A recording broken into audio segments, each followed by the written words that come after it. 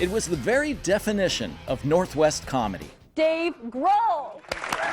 For 15 seasons, King 5's Almost Live helped us poke fun at ourselves, serving up comedic classics like Ballard Driving Academy. Please adjust your seatbelt. Okay, good. Linwood Beauty Academy. Wall of Bangs. And the High Five and White Guys.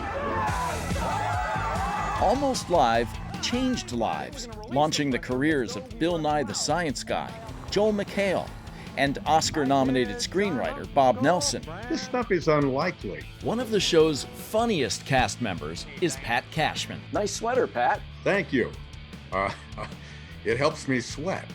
He is also one of its biggest fans. We were doing local jokes about local issues, local politics, neighborhoods. That's why I think it found its footing for all those years. Pat was known for writing and performing in some of Almost Live's best-known bits. I know the viewers have their own short list of their favorite sketches. Do you have one for yourself? One was called The Weather with Brian Dixon. We've got some high pressure building here off the coast, a lot of heavy pressure to get Brian Dixon out of here, even though he worked his butt off for the station for 7 years. One of my favorite bits is the Green River Dance. And that simply came from a viewer that called in and said, Green River Dance, click. Now he's launched a limited podcast series called Almost Live, Still Alive, featuring in-depth interviews with nearly every person who ever worked on the show. What are they up to now? Or how many of them are in prison? You know, that kind of stuff.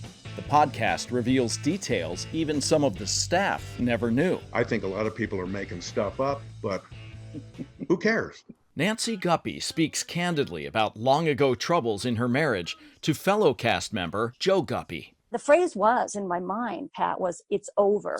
Tracy Conway recalls the curtain call moment when her heart literally stopped beating. The first fellow that stood up, he was very well trained in CPR. She was clinically dead. 2 weeks later, she's back on the show again. And host John Keister remembers the affection of his local audience. I walked out and it was like this eruption. I'm getting choked up here.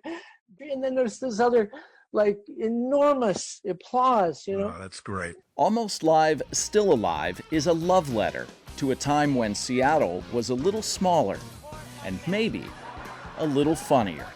I don't think any of us took it for granted. So we said, let's really enjoy this ride. And I think everybody did.